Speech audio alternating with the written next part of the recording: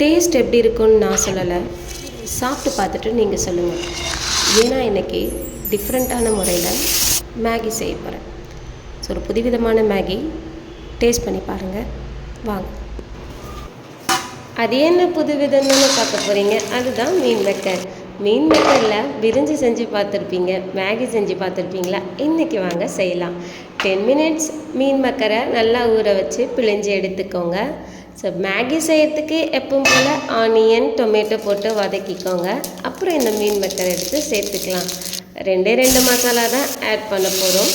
அது என்ன அப்படின்னு பார்த்தீங்கன்னா, காஷ்மீர் மிளகாத்தூளும் கரம் மசாலாவும் தான்.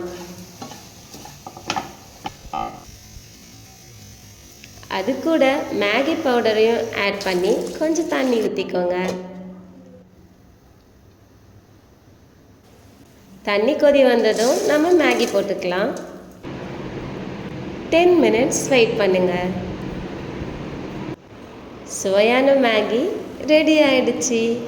இப்போ டேஸ்ட் பண்ணி பார்த்துட்டு எப்படி இருக்குன்னு சொல்லுங்கள். நான் சொல்ல மாட்டேன், நீங்கள் சொல்லுங்கள். Anyway, thank you.